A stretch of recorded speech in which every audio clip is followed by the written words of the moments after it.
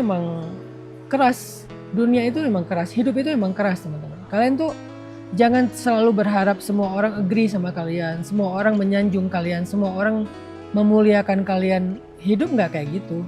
Betapapun kalian baik, betapapun kalian sukses, hidup selalu menyuguhkan orang-orang yang toksik dalam kehidupan kita.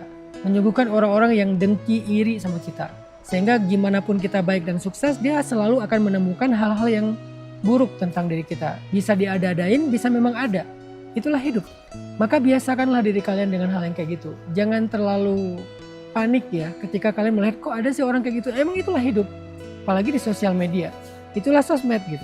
Jadi kalau ada yang masuk sosmed berharap dia di like terus, berharap dia di agree terus sama followernya, kayaknya dia jangan masuk ke sosial media deh. Mending dia bikin grup sendiri aja yang isinya dia sama orang-orang yang dia pilih. Ya kayak second akun gitu. Kalau kalian masuk ke yang bukan second akun, masuknya ke sosmed yang terbuka, itulah sosmed, itulah netizen.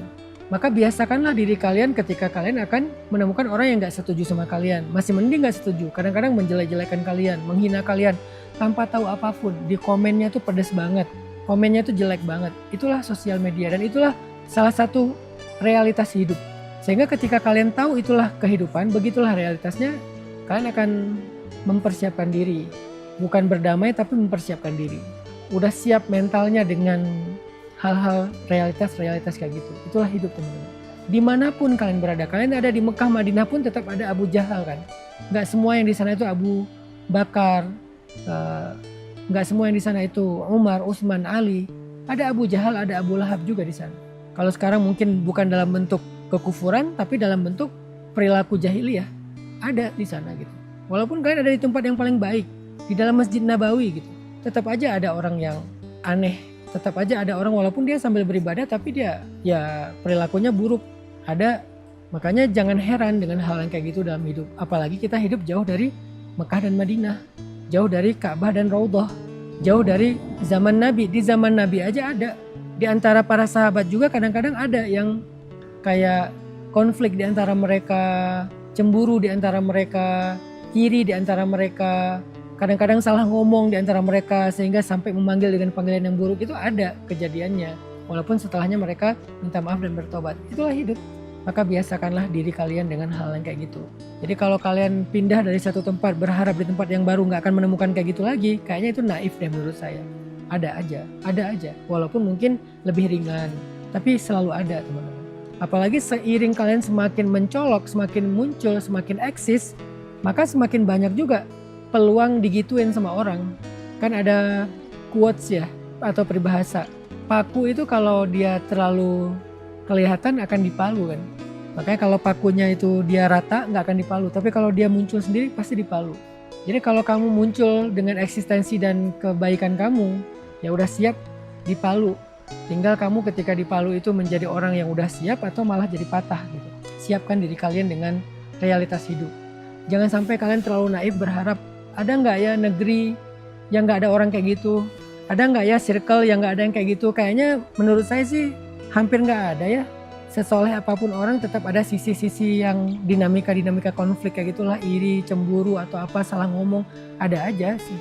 Di antara orang-orang yang ahli agama pun kadang ada juga kayak gitu kan. Bukan berarti agamanya salah atau mazhabnya salah, enggak. Selalu ada orang-orang yang mungkin over ya dalam menyikapi sesuatu gitu. Ada, selalu ada kayak gitu. Jadi biasakanlah diri dengan hal kayak gitu. Sehingga kita nggak overacting juga, nggak jadi orang yang panik dan shock juga. Yang ketiga teman-teman, kita harus bisa bikin benteng buat diri kita sendiri. Salah satu bentengnya adalah belajar nggak peduli. Karena nggak peduli terhadap yang toksik, itu sunnah Nabi. Saya teringat dengan curhat Nabi ya ketika beliau pulang dari Taif. Kan di Taif itu Nabi kan dibully kan.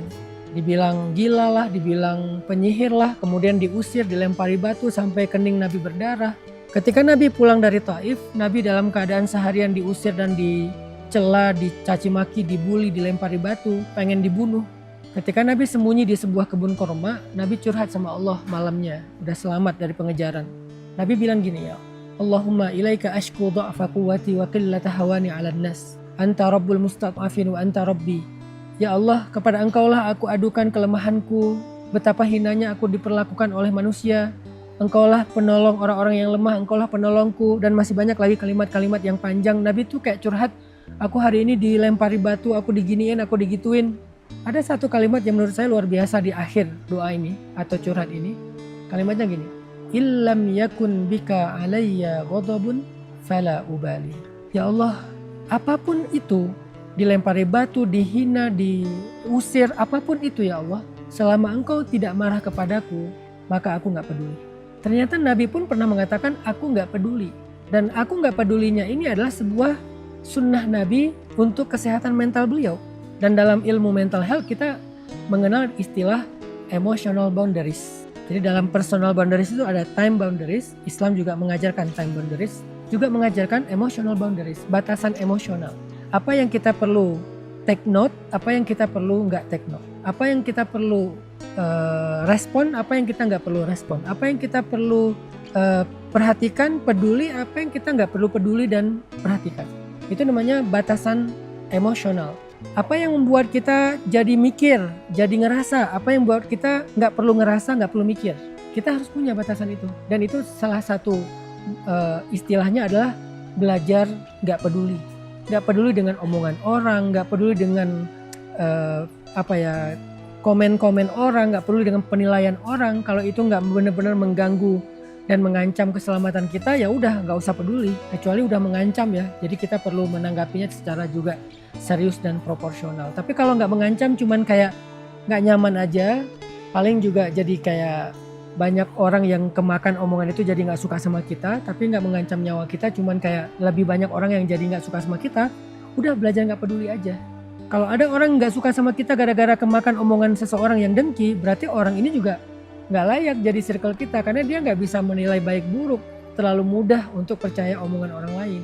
Berarti kan dia nggak layak jadi circle kita. Sehingga kalau kita hidup di dunia dengan punya emotional boundary, salah satunya belajar nggak peduli terhadap yang toksik, kita akan lebih tenang teman-teman. Kita akan lebih bisa fokus dengan hidup kita. Tapi ketika kalian terlalu take note dengan semua komen dan penilaian orang lain, kalian akan sibuk dengan itu, ke distract. Jadilah kalian imma'ah. Imma'ah itu ikut-ikutan. Kata orang ini kayak gini kalian ikut, kata orang itu kayak gitu kalian ikut. Jadi kalian jadi kayak people pleasure. People pleasure itu bahasa Islamnya imma'ah, ikut-ikutan gitu. Atau muzabzabina baina dzalik, la ilaha ula wa la ilaha ula, kata Al-Qur'an surat An-Nisa. Terombang-ambing gitu di antara semua ekspektasi, penilaian, komen. Kita tuh jadi terombang-ambing di antara semua request, nggak punya pendirian. Maka jadilah seseorang yang punya pendirian, punya prinsip, punya idealisme, punya target, fokus, sehingga apapun komen dan penilaian orang, kalau itu tidak mempengaruhi target dan fokus kita, la ubali, aku nggak peduli. Belajar la ubali dari Rasulullah SAW terhadap hal-hal yang toksik. Karena nggak semua peduli itu baik. Tapi kalau untuk orang yang membutuhkan, orang yang lemah, orang miskin, anak yatim, kita peduli. Bahkan kita nggak ngelihat agamanya, mazhabnya apa, kita peduli sama semua orang yang susah. Peduli untuk membantu. Tapi untuk hal yang toksik, kita juga harus belajar sunnah aku enggak peduli. Bahasa hadisnya la ubali, aku enggak peduli ya Allah. Terus yang kamu peduli apa? Allah, Rasul. Kalau dalam konteks kehidupan saya pribadi, Allah, Rasul, keluarga, sahabat. Itu yang saya peduli. Kalau bagi keluarga saya ini bukan sesuatu yang salah dan enggak mengganggu mereka, mereka baik-baik aja, terserah orang mau komen apa, saya enggak peduli. Apalagi bagi Allah, bagi Rasul ini enggak salah secara agama, orang mau komen gimana saya nggak peduli. Jadi Allah, Rasul, keluarga, sahabat, guru. Jadi kalau Allah nggak marah, Rasul kita nggak salah sama Rasul, orang tua atau keluarga nggak tersakiti, guru ridho, sahabat-sahabat juga support. Terserah orang mau komen apa. Jangan semuanya kalian take note gitu. Capek hidup kalian kalau kayak gitu. Jadi memang harus ada kemampuan memagari emosi kita supaya sehat. Kalian harus punya kemampuan untuk menolak gitu. Nggak semuanya harus masuk dalam ego dan emosi kalian.